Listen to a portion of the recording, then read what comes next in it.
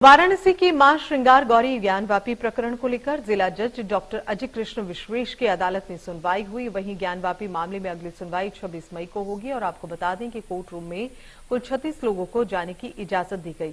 वहीं अदालत को 2 मामलों की सुनवाई को लेकर आदेश देना था। कोर्ट ने दोनों पक्षों से ज्ञानवापी की सर्वे रिपोर्ट पर 1 हफ्ते में आपत्तियां दाखिल करने को भी कहा। दरअसल सुप्रीम कोर्ट ने ज्ञानवापी मामले से जुड़ी सभी याचिकाओं को सेशन कोर्ट से जिला अदालत में ट्रांसफर करने का आदेश दिया था और वहीं सोमवार को जिला जज अजय कृष्ण विश्वेश ने दोनों पक्षों को 45 मिनट तक सुनने के बाद ये फैसला सुरक्षित रख लिया था। मुस्लिम पक्ष की जो ऑब्जेक्शन है 7/11 का केस की पोषणीयता पे 26 मई को सुनवाई होगी। साथ ही साथ कोर्ट ने जो कमीशन की रिपोर्ट आई है उस पर दोनों पक्षों से ऑब्जेक्शन मंगा लिए है और जहां तक हमारे लोगों का एक एप्लीकेशन था कि वीडियोग्राफी फोटोग्राफी प्रोवाइड की जाए, वो भी कोर्ट वीडियोग्राफी फोटोग्राफी की कॉपियां दोनों पक्षों को प्रोवाइड करेगा।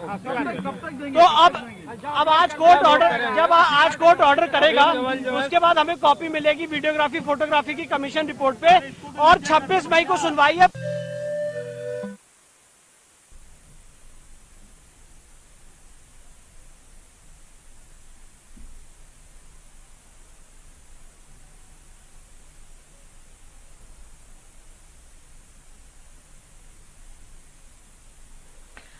तो कोर्ट ने दोनों पक्षों में सर्वे रिपोर्ट मांगी है और इस पर फिलहाल आपको बता रहे हैं ज्ञानवापी मामले की जो सुनवाई है वो टल गई है। जिला जज की अदालत में ये सुनवाई जो है वो हो रही है। ज्ञानवापी मामले में सुनवाई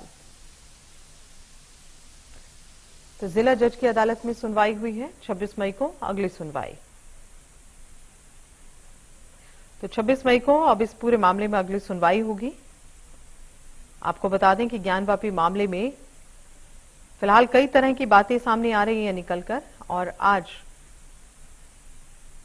जमील अहमद हमारे संवाददाता इस वक्त इसी खबर पर ज्यादा जानकारी के साथ में मौजूद हैं। जमील, अगली जो सुनवाई है उसका तय वक्त हो गया है और आज जो दोनों पक्ष हैं सर्वे रिपोर्ट पर आपत्तियां जो हैं वो दोनों पक्ष की ओर से क्या क्या हैं ये भी कोर्ट ने कहा। फिलहाल क्या कुछ खास रहा वहां?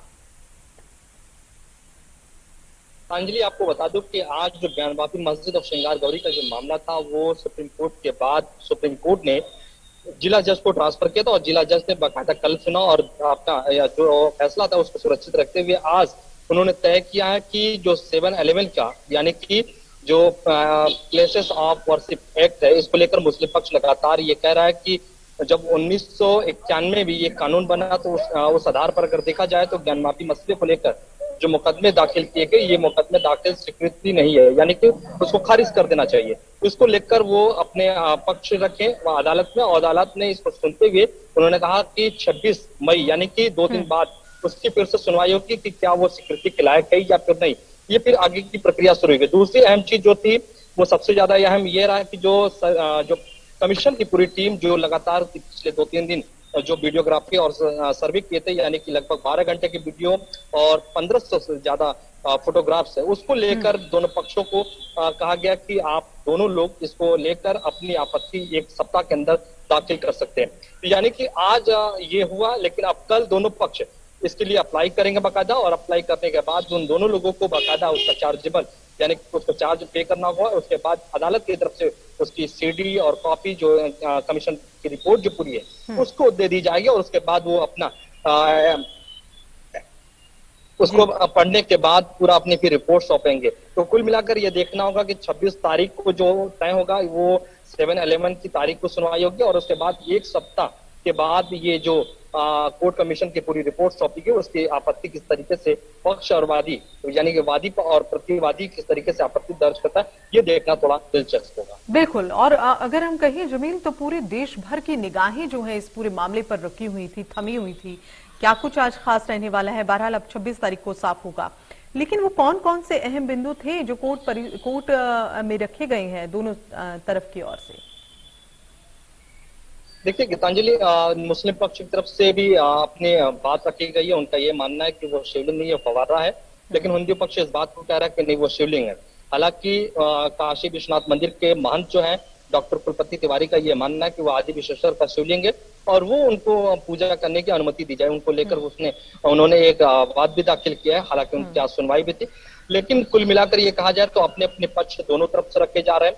मामला न्यायालय में, इसलिए कुछ कहना खुलकर मुनासिब नहीं होगा। तो इसलिए हमें ख्याल है कि न्यायालय पर विश्वास करना होगा दोनों पक्ष को। हालांकि मुस्लिम पक्ष से भी हमारी बातचीत हुई, उनका कहना है कि न्यायालय का जो भी फैसला होगा हम उसे स्वीकार करेंगे। हिंदू पक्ष का भी यही मानना है कि न्यायालय का जो भी आदेश होगा उसका हम स्वीकार करेंगे। तो अभी जो माहौल है बनारस में वो बिल्कुल सामान्य है और हमें लगता है कि बनारस की जो गंगा जमनी तहजीब है वो अभी तक बरकरार है और किसी भी तरीके का जो भी उन्माद पैदा करने की कोशिश करेगा। बिल्कुल जमील, आप बिल्कुल सही कह रहे हैं कि गंगा जमुनी तहजीब जो है वो साफ तौर पर नजर आ रही है और सभी लोग यही चाहते हैं कि इस मामले में जो भी सही है उससे सही पक्ष में जो है फैसला आए। और अब देखना ये होगा कि क्या रहता है 26 तारीख को। लेकिन जैसे अभी आपने कहा गंगा जमुनी तहजीब तो नजर आ रही है, लेकिन फिर भी सुरक्षा व्यवस्था को चाक चौबंद तो रखा जा रहा है। और खासकर हम ज्ञानवापी परिसर के अगर आसपास की हम बात करें तो वहां किस तरह की सावधानियां बरती जा रही हैं, सुरक्षा का वहां क्या हाल है, अभी किस तरह से वहां सुरक्षा व्यवस्था चाक चौबंद की गई है, जरा ये भी बताएं।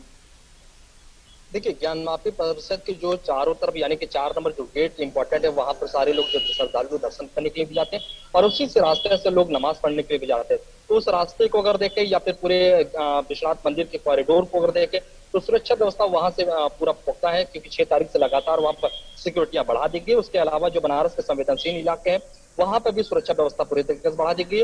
कल हम खुद वहां 80 की तरफ जा रहे थे तो शिवालय जो कि मुस्लिम बाहुल इलाका है, मदनपुरा जो बाहुल इलाका मुस्लिम, उसके साथ साथ बड़ी बाजार, लल्लापुरा, उसके बाद सरैया, इन तमाम जगहों पर मुस्लिम जो इलाके हैं वहां पर भी सुरक्षा व्यवस्था बढ़ा दी गई थी ताकि किसी भी प्रकार की किसी तरीके की उनके अगर दिमाग में कुछ चीजें चल रही है तो उसको लेकर रोका जाए। और उसके साथ ही LIU की टीम लगातार इस पर काम कर रही है।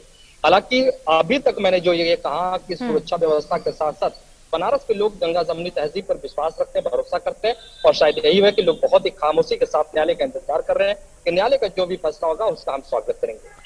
जाहिर तौर पर, और हमने ये भी देखा है जमील, इस तरह के मामलों में लोगों की अक्सर अपनी अपनी राय होती है, लेकिन जब लोगों की राय जानी जा रही है तो हर कोई यही चाह रहा है कि अब इस पूरे मामले में एक सही फैसला होना चाहिए। सच और जो भी परिस्थितियां हैं उन्हें सामने लेकर आया जाना बहुत जरूरी है। बहरहाल 26 तारीख का इंतजार हम सभी करेंगे।